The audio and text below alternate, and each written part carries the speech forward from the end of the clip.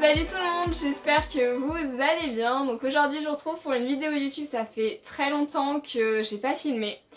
Il se passait énormément de choses dans ma vie. Je vais pas vous faire une vidéo dessus sauf si vous me la demandez parce que si ça vient pas de vous, je vois pas l'intérêt de vous parler de ma vie comme ça. Donc voilà, aujourd'hui en tout cas, je suis de retour sur YouTube, je suis hyper heureuse. Je vais vous parler du service civique parce que j'en ai fait un l'an passé. Et c'était un thème que je voulais vous aborder parce que c'est pas très connu et peut-être qu'il y en a qui connaissent et qui veulent s'informer. On va commencer la vidéo et puis c'est parti. Donc le service civique c'est quoi? C'est ce qu'il y avait avant, c'était l'état militaire, ce que vos parents ou vos grands-parents ont pu faire où ils partaient à l'armée pendant plusieurs mois je crois bien. Et maintenant ça s'appelle le service civique qui est nettement mieux parce que déjà vous n'êtes pas obligé de faire un service militaire donc ça alléluia. Et je crois que c'est garçons. Je crois pas que les filles étaient obligées d'y faire, hein. Je crois que c'était que les garçons. Et en plus, le service civique, vous avez plusieurs thèmes. C'est-à-dire vous avez l'événementiel, vous avez l'éducation nationale, vous avez la radio, vous avez plein de thèmes qui touchent à la profession. Donc ça vous donne une expérience en plus par la suite. Donc ça c'est vraiment génial. Avant de m'étaler un peu sur mon expérience, je vais vous expliquer comment on fait pour faire un service civique et comment j'ai fait.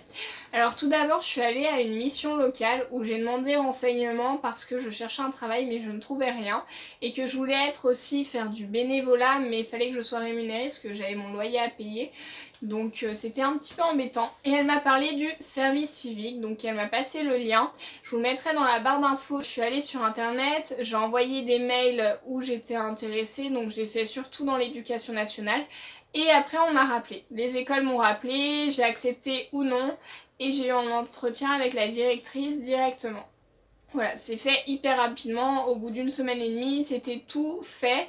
J'avais signé mon contrat, on m'avait appelé, on m'avait choisi, enfin franchement c'était hyper rapide pour trouver un travail. Du coup, mon service civique, je l'ai commencé début novembre, vous n'êtes pas obligé de commencer directement début septembre. Vous êtes rémunéré 480 € en faisant un service civique, donc c'est pas énorme, mais comme je vous disais, c'est du volontariat, c'est pas un salaire. Vous n'avez pas un statut de salarié. Donc ça, j'ai eu ça aussi dans la formation que j'ai fait. J'ai fait 2 formations en faisant mon service civique. J'ai fait une formation pour l'explication de mon service civique, donc c'est-à-dire qu'il y a plusieurs réunions pour chaque service civique. Je pense que tous les services civiques en auront une, en tout cas celle-ci. C'est la formation qui vous explique ce que vous avez le droit de faire dans votre travail et ce que vous n'avez pas le droit de faire. Si on vous demande de le faire, vous pouvez le refuser comme vous n'êtes pas salarié. Donc c'est une réunion hyper intéressante, les gens sont super sympas. Donc franchement vous n'avez pas du tout à stresser. Et ensuite j'ai eu une deuxième formation, c'était sur le PSC1.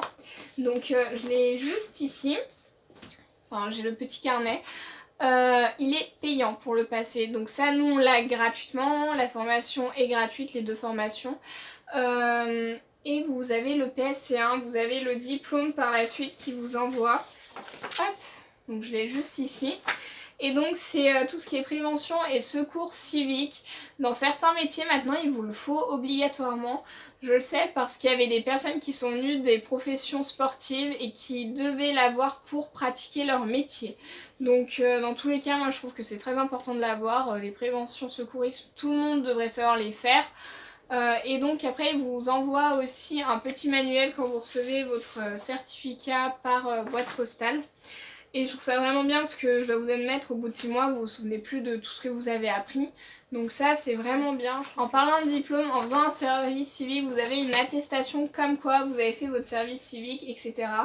Tout simplement parce que vous pouvez très bien y mettre dans votre CV, que ça soit le PSC1 ou le service civique. Le service civique c'est une aide à l'État, donc c'est vraiment hyper bien vu par les entreprises et au moins vous ressortez un petit peu du lot parce qu'on a tous un CV avec des petits jobs étudiants, avec notre bac plus 2 ou autre. Mais les services civiques, il y en a très peu qui en ont, donc moi je trouve ça très bien d'avoir fait une attestation comme quoi on a un service civique et que ça soit reconnu par l'État. Donc maintenant je vais vous parler de mon expérience. Donc mon service civique ça a été dans l'éducation nationale, ça n'a pas touché tout le monde mais peut-être que ça va vous donner une idée un petit peu de ce qu'on peut vous demander. Mes heures c'était de 8h30 à 11h45, de 13h30 à 4h, sauf le mercredi où je finissais à 11h45 parce que je travaillais avec des élèves de primaire qui n'avaient pas cours l'après-midi. La rémunération ça sera toujours la même, c'est toujours 480 €, même si vous faites plus d'heures que moi ou moins d'heures que moi, ça sera toujours la même rémunération, il n'y a rien qui changera. Sauf si vous commencez votre service civique au milieu de mois, vous serez payé que la moitié du mois que vous ayez fait, mais ça c'est normal en soi. Donc moi j'ai travaillé avec les primaires, donc j'ai travaillé avec des élèves qui avaient des troubles du comportement. Je n'ai pas eu de formation là-dessus, c'est ce que j'ai trouvé le plus dommage dans mon service civique, parce que moi je ne savais pas comment gérer ce genre de comportement. Mais après on s'y fait, l'élève se fait un peu à nous, et puis nous on s'y fait plus rapidement que prévu et on a un feeling avec l'élève. Du coup on trouve un peu quelques astuces pour que ça se passe bien. J'ai travaillé aussi avec des CP où je les faisais lire, où je faisais de la fluence on appelle ça, pour voir leur niveau progresser, je leur donnais quelques cours. J'ai travaillé avec des élèves qui venaient du Soudan, qui ne savaient pas parler français, et ça a été mon plus gros travail que j'ai fait.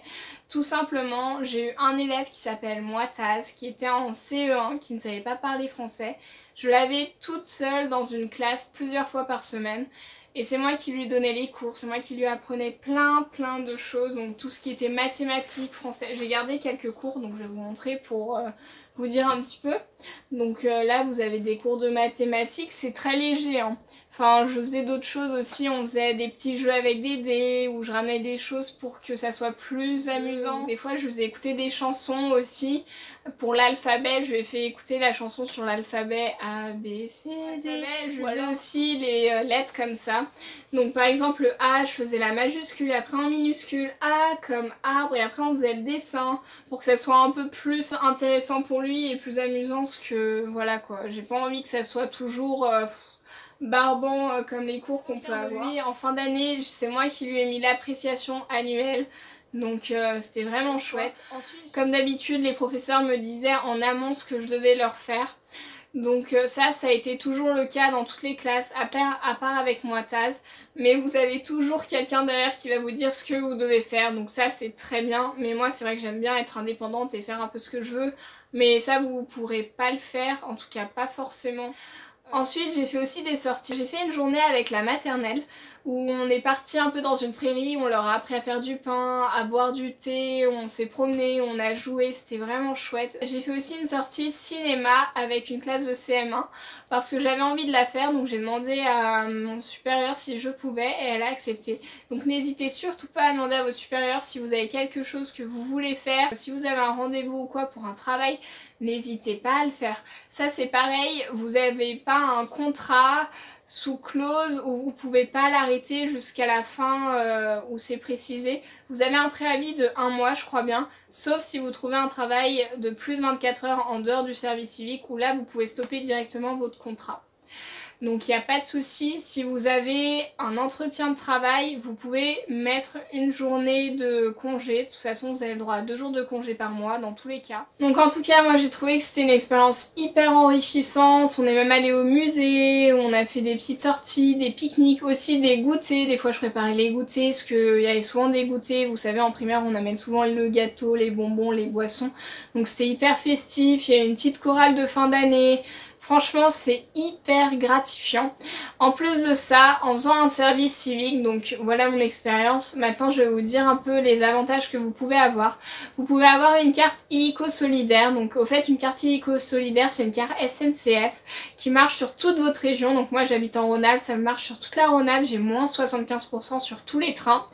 Durant le moment où vous la commandez, c'est sur 1 an. Si vous commencez votre service civique comme moi au mois de novembre par exemple, vous n'êtes pas obligé de la commander tout de suite. Moi j'ai commandé au mois de mars, du coup elle sera bonne jusqu'au mois de mars prochain. Du coup ça c'est génial je trouve. Et en plus vous pouvez être lauréat. Donc lauréat je connaissais pas du tout, j'ai connu ça durant ma formation, ma première formation, on apprend des choses sur le service civique. C'est si vous avez un projet professionnel, que ce soit au niveau de vos études ou créer une entreprise, vous êtes aidé par l'État. Par exemple les écoles privées. Je sais que moi je m'étais intéressée à une école de communication qui coûtait 18 000 € et qui était en partenaire avec les lauréats. Vous payez 1 € par mois. Voilà, pépite, hein. Franchement rien du tout.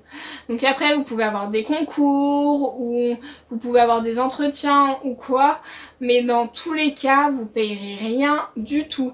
Après le concours vous pouvez le payer 50 €, mais je veux dire 50 € passer un concours pour une école que de base vous deviez payer 18 000 € et que vous avez payé 1 € par mois, enfin ça vaut vraiment le coup.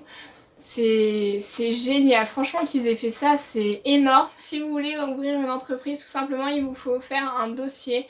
Donc c'est comme si vous voulez aller dans une école privée ou quoi pour être lauréat, il faut faire un dossier. Dans tous les cas, il faut passer par un dossier où vous dites ce que vous voulez faire. Et après, vous l'envoyez sur le site internet. Il y a des personnes qui vont juger votre dossier et qui vont accepter ou non. Et après, vous allez avoir une réponse qui vous dira ce qu'il faudra faire, soit passer un concours, un entretien ou quoi. Ils vous disent jamais non directement, sauf si le projet est vraiment impossible à faire. Donc voilà de ce qui est pour le service civique. J'espère que cette vidéo vous aura plu, vous aura aidé, ou peut-être pour ceux qui connaissaient pas, vous aura permis d'apprendre de nouvelles choses, peut-être des choses qui vont vous intéresser par la suite ou pas. En tout cas, moi ça m'a fait hyper plaisir, comme d'habitude, de vous partager à nouveau ce qui se passe dans ma vie ou des choses que j'aime. Donc voilà, si vous avez d'autres questions, surtout n'hésitez pas dans les commentaires, moi je suis là pour vous répondre, pour vous aider, donc il n'y a aucun souci. Et puis on se retrouve très vite dans une prochaine vidéo, bye!